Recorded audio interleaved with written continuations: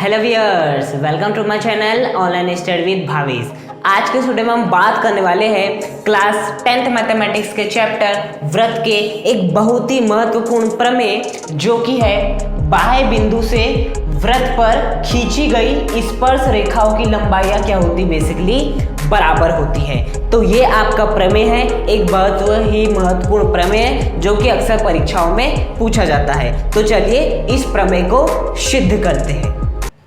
देखिए, सबसे पहले हम क्या करते हैं, क्वेश्चन ने क्या बोला है, बाह्य बिंदु से व्रत। तो सबसे पहले हम क्या बना लेते हैं, बेसिकली आपका व्रत बना लेते हैं। इस प्रकार से हमने क्या बना लिए, व्रत बना लिए, जिसका केंद्र क्या मान लेते हैं, बेसिकली आपका O है। इस व्रत का केंद्र क्या है, बेसिकली आपका O है।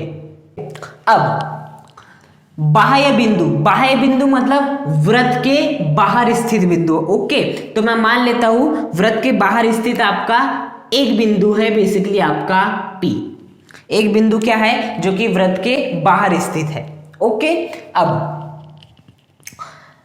तो बाह्य बिंदु से मतलब P से व्रत पर खींची गई स्पर्श रेखा, मतलब इस बाह्य बिंदु से हमें इस व्रत पर स्पर्श रेखा खींचनी है। ओके, तो हम स्पर्श रेखा खींचते हैं। हाँ, ये हो गई आपकी पहली स्पर्श रेखा।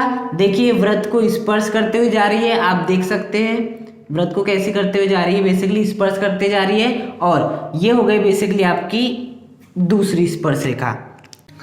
ये जो पहली स्पर्श रेखा है, मैं मान लेता हूं वो बिंदु A पर इस व्रत को क्या कर रही है, स्पर्श कर रही है। और ये जो आपकी दूसरी स्पर्श रेखा है, मैं मान लेता हूं वो स्पर्श रेखा इस व्रत को बिंदु B पर स्पर्श कर रही है। किस बिंदु पर स्पर्श कर रही है, बिंदु B पर स्पर्श कर रही है। ओके, अब तो बाह्य बिंदु अर्थात P से व्रत पर खींची गई स्पर्श रेखा, ये पहली स्पर्श रेखा, ये दूसरी स्पर्श रेखा की लंबाई बराबर होती है। तो क्या आप मुझे बता सकते हैं पहली स्पर्श रेखा कौन सी है, ये वाली। अब इस पहली स्पर्श रेखा को हम क्या नाम दे सकते हैं, बेसिकली PA देख सकते हैं, PA नाम दे सकते हो। और जबकि दूसरी स्पर्श रेखा है बेसिकली क्या है, वो आपकी PB है।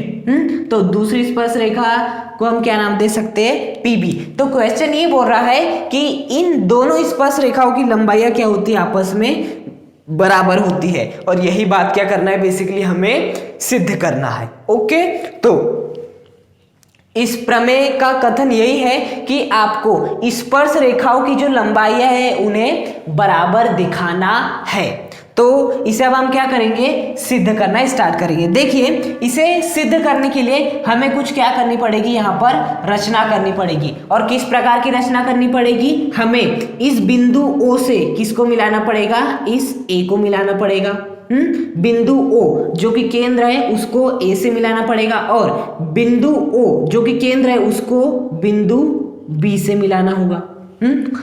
ये दो रचना हो गई। पहली रचना O से A को मिलाया, दूसरी रचना O से B को मिलाया। और एक रचना करनी पड़ेगी कि ये जो बिंदु O है उस बिंदु O से हमें किसे मिलाना पड़ेगा, इस बिंदु P को मिलाना पड़ेगा। हाँ, तो यहाँ पर हमने तीन रचना की, कौन कौन सी, O से A को मिलाया, O से B को मिलाया, और O से P को मिलाया बेसिकली। और ये हम क्यों कर रहे हैं, क्योंकि ये हमें बेसिकली क्या करना है, सिद्ध करना है। अब आगे चलते हैं। और अब यहां पर हम दो प्रकार के त्रिभुज बन रहे हैं, आप देख सकते हैं। पहला त्रिभुज है POA। देखिए एक त्रिभुज बन रहा है, त्रिभुज POA, पहला त्रिभुज देख सकते हैं। और दूसरा त्रिभुज बन रहा है POB। कौन सा त्रिभुज बन रहा है, त्रिभुज POB।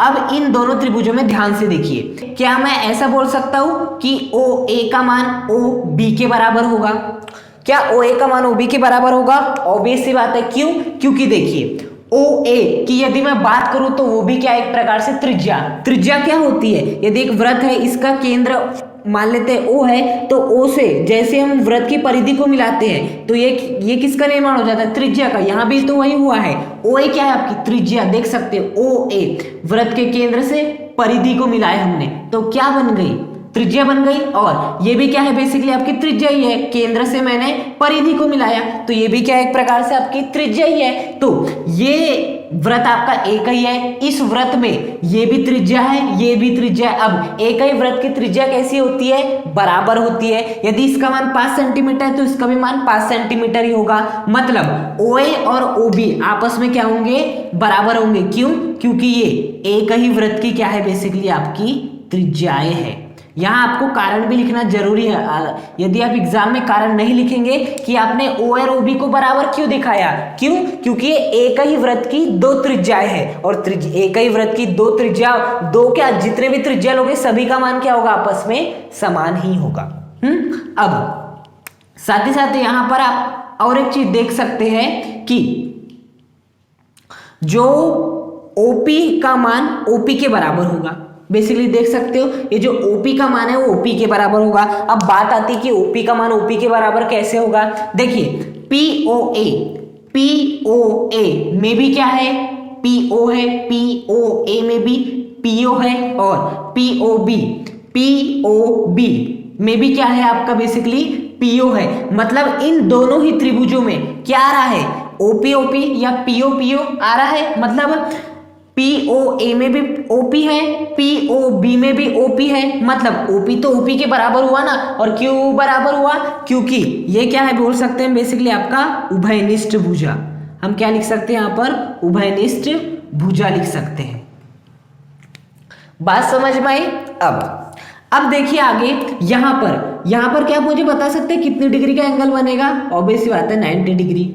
यहाँ पर कितने डिग्री का एंगल बनेगा? ऑब्वियस सी बात है 90 डिग्री। अब बात आती है कि आपको कैसे पता चला कि यहाँ पर 90 डिग्री का एंगल बना और यहाँ पर 90 डिग्री का एंगल बना? तो सुनिए, यदि इस प्रकार का एक व्रत है और इस पे यदि आप इस प्रकार की क्या खींचते हैं? एक स्पर्श रेखा खींचते हैं, एक स्पर्श रेखा खींचते हैं और स्पर्श रेखा का ये वाला बिंदु क्या हो गया? स्पर्श बिंदु हो गया। इस स्पर्श बिंदु से आप किसे मिलाते हो? केंद्र से मिलाते हो। क्या मिलाते हो? केंद्र से मिलाते हो। तो बेसिकली ये जो है क्या है? आपकी त्रिज्या है। ये जो त्रिज्या होती है वो किस पे लंब होती है? बेसिकली आपकी स्पर्श रेखा पर। हाँ, ये आपका एक प्रमेय भी है कि स्पर्श रेखा के स्पर्श बिंदु से बेसिकली जो त्रिज्या होती है वो स्पर्श रेखा पर क्या होती है? लंब होती है। सीधा सा मतलब यही है कि जो त्रिज्या होती है वो स्पर्श रेखा पर लंब होती है। अब देखिए OA क्या है? आपकी त्रिज्या है। OA त्रिज्या किस पर है? बेसिकली एक स्पर्श रेखा पर है। देख सकते हो स्पर्श रेखा पर है, स्पर्श रेखा पर है। स्पर्श रेखा पर त्रिज्या क्या होती है? लंबवत होती है, लंबवत होती है। उसी प्रकार से OB भी क्या है? त्रिज्या है, त्रिज्या है। अब इस त्रिज्या पर बेसिकली ये वाली जो त्रिज्या होती है स्पर्श रेखा पर क्या होती है? लंबवत होती है। क्या होती है? इस स्पर्श रेखा पर ये वाली जो त्रिज्या होती है वो क्या होती है? लंबवत होती है। इसलिए यहाँ पर भी 90 डिग्री बनेगा, यहाँ पर भी 90 डिग्री बनेगा। तो बेसिकली क्या मैं ऐसा लिख सकता हूँ? कोण OAP बराबर कोण OBP। OAP बराबर कोण क्या लिखना पड़ेगा? OBP। और कारण में क्या लिखोगे? प्रत्येक 90 डिग्री। कारण में क्या लिखोगे? बेसिकली प्रत्येक 90 डिग्री। अब क्या मैं बोल सकता हूं कि POA व POB में बेसिकली दो भुजाएं आपस में क्या है? बराबर है। देख सकते हो OA OB बराबर है, OP बराबर है, दो भुजाएं बराबर है और बेसिकली आपका एक कोण बराबर है। और वो जो कोण है वो कितने डिग्री का है? 90 डिग्री का है। कितने डिग्री का है? 90 डिग्री का है। हाँ, तो यहां पर मैं क्या लगा सकता हूं? सर्वांग समता लगा सकता हूं। बेसिकली सर्वांग समता लगा सकता हूं। और सर्वांग समता से मैं क्या लिख सकता हूं कि जो आपके त्रिभुज POA है, त्रिभुज POA है वो किसके सर्वांग सम हो जाएगा? त्रिभुज POB के। वो किसके सर्वांग सम हो जाएगा? बेसिकली आपका त्रिभुज POB के क्या हो जाएगा? सर्वांग सम हो जाएगा। बेसिकली क्या हो जाएगा? सर्वांग सम। आपने ये जरूर पढ़ा होगा SAS सर्वांग समता क्या होती है? बेसिकली S का मतलब होता है भुजा, S का मतलब होता है भुजा। तो देखिए यहाँ पर दो भुजाएं बराबर है और बेसिकली A का मतलब होता है एंगल।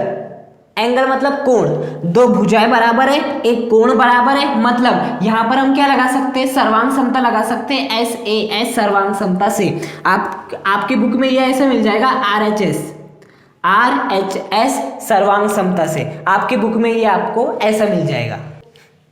तो ये दोनों त्रिभुज क्या हो गए, सर्वांग सम सिद्ध हो गए। अब जैसे सर्वांग सम सिद्ध हो गए, इसका मतलब क्या होगा, PO का मान किसके बराबर हो जाएगा, PO का मान PO के बराबर हो जाएगा, OA का मान OB के बराबर हो जाएगा, और इस PA का मान PB के बराबर हो जाएगा, PA का मान PB के बराबर हो जाएगा। और यही क्या करना था, हमें सिद्ध करना था कि जो पहली स्पर्श रेखा है PA और जो दूसरी स्पर्श रेखा है PB, ये आपस में क्या होती है, बराबर होती है, इनकी लंबाई आपस में बराबर होती है। देखिए यदि दो त्रिभुज सर्वांग सम आ गए ना, तो उसको पढ़ना भी सीखिए, कैसे पढ़ा जाता है।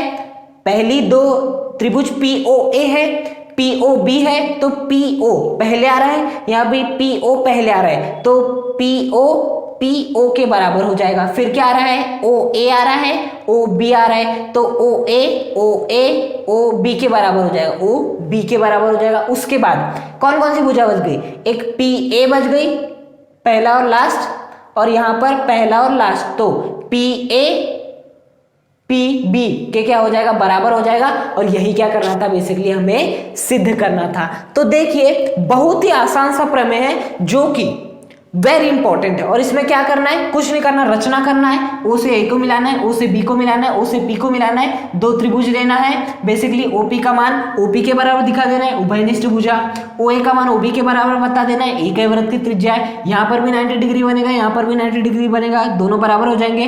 RHS सर्वांग समता से बेसिकली PA का मान किसके बराबर हो जाएगा, PB के बराबर हो जाएगा। तो इस वीडियो में हमने एक बहुत ही इंपॉर्टेंट प्रमेय का प्रूफ किया। यदि आपको वीडियो पसंद आए तो वीडियो को लाइक करें, चैनल को सब्सक्राइब करें, और कमेंट करके मुझे बताएं कि आपको वीडियो कैसा लगा। Thank you.